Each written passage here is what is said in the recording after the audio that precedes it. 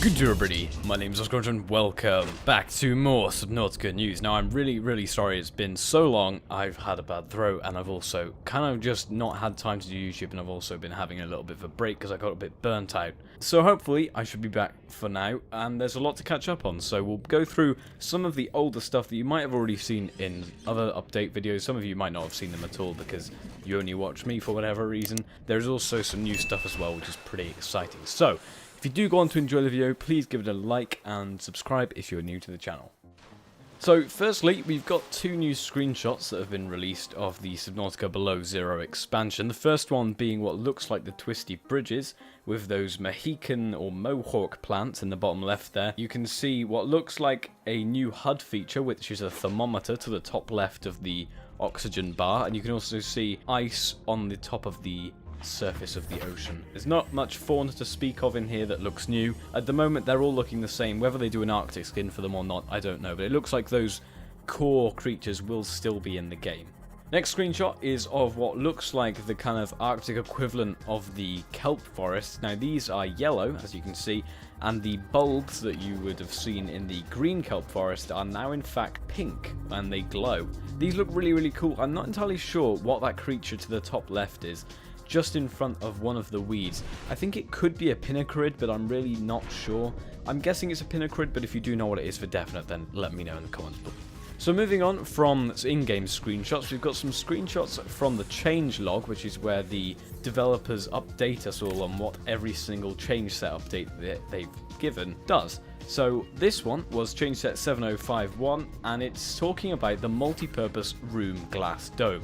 A lot of people have been asking for a long time, even back in the original Subnautica, about having a sort of dome at the top of a multi-purpose room because it would give you a view of the entire sky. It'd be like an observatory, but massive. If it's not what they're going with, then I have no idea what they mean by multi-purpose room glass dome. But if that is what they mean, then I am super excited to see how that looks. Next, we have something a little bit more interesting. This is change set 6883, and this is talking about trivalve interactions, work in progress. Now, if you don't know what a trivalve is, this is a trivalve. These are really cool looking creatures. One of the ones that I am most excited about when it comes to the Subnautica expansion. Now, the trivalve interactions have suggested to me and a couple of others that the trivalve may actually act as some sort of cute fish or cuddlefish, so I still call it a cute fish, equivalent in the expansion. Maybe the interactions will be like you did with your cuddlefish, where you could give them high fives, feed them, stuff like that. Or it could be something else, could be some new sort of creature abilities that we haven't been aware of before that weren't in the previous game. But for the moment, it looks like they're going down the cuddlefish route with the trivalve. Don't know for sure, but that's kind of what I'm interpreting off that. If you get anything else, then please do let me know. So this is some more concept for the trivalve that we haven't seen before from Alex again. Provides a little bit more of an explanation of what actually the trivalve is. So it's described as a small, intelligent, shelled creature with two small eyes that provide depth perception, which you can see either side of the big eye, while a large single central eye is capable of high-definition image formation. It swims upside down and can walk on its rubbery fins. So when I looked at the original concept for this creature, I had no idea that it would sort of expand out into having rubbery legs. That's really cool. It swims upside down, another awesome thing. How that will transition onto getting onto land, like will it have to spin itself round and then put its legs down, or something like that? Will it actually walk on the above ground sort of surfaces, or does it mean that it walks on the bottom of the ocean? Really don't know, could be either, but either way, awesome to see these sort of explanations because I love reading about them. So they've also released some variants of the trivalves which look really cool. Obviously let me know which ones you like in the comments below. Personally, I really like F and A. I think A especially looks the coolest. G, it looks like they're going with some sort of ghost variant there, maybe for the deepest parts of the ocean. Whether they will go with that or not, I doubt it. So next we have some new animations of the lily paddler, which is that really cool creature with all those limbs that looks really intelligent, but whether it is intelligent or not, I really don't know. So as you can see, it's not the best quality because for some reason the bitrate on this video is really poor, but it's a really actually quite small creature, reasonably sized. I expected it to be big, but I guess it's a really complex creature, so how it would be big, I don't really know.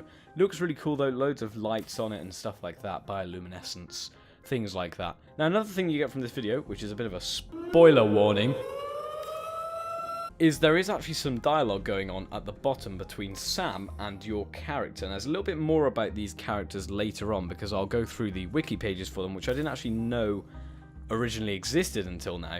So Sam says, "I saw the storm come in. We lost contact, I thought." Robin says, "I swam out through the ice tunnel." Sam says, "Are you hurt? I'm going to request a rescue shuttle." "No, I'm okay, but I'm exposed. I need shelter." "I'll send down a temporary habitat. Make sure you're at the surface." "Sam, the facility, it said my name. It warned me not to go further. I need to know why. Don't do anything impulsive. The drop should be visible now. Look up." "Thanks, Sam. I'll let you know when I get there." "Hey, I dug up a lead, an alien sanctuary not far from your position. It activated simultaneously with you entering Site 0. And it's not against the rules if I go take a look? It's my job to task personnel with investigating sites of interest. Consider yourself tasked. Just fill me in what you find. You're the best. And don't get me in trouble. Sending data download now." So that's what we know about the story so far. It's something to do with Site 0. The artifacts are talking to the player. There's a little bit further on in the video about these individual characters, so if you're interested in that, stick around till the end, because it's stuff that I wasn't actually aware of, but obviously the wiki people had picked out of various gameplay that we've seen. So next we have the Subnautica fish, which is a really cute looking fish that I really didn't expect to see. I'm assuming it probably won't still be called the newt fish if it makes it into the game. Maybe it will be. I don't know. I really kind of like it. So it has a possible attack sequence, which is mouth shoots out and rapidly expands. To startle predators, it forms the disc quickly before attracting it and retreating. To eat the prey, the mouth veil shoots out and quickly engulfs it. Again, really cool creature concept. One of the coolest we've seen. So next, this is one of the things I'm most excited about with the Arctic expansion. This is called a Ventgarden. Some of you will have seen this. This is the anchored variant. What this is, it looks like some sort of mini ecosystem, which actually gets its energy from deep sea vents. As you can see, it's anchored around the vent, and there's all of the thermal smoke or whatever is going up into the hole at the bottom of the vent garden. Now, there is actually an explanation for this.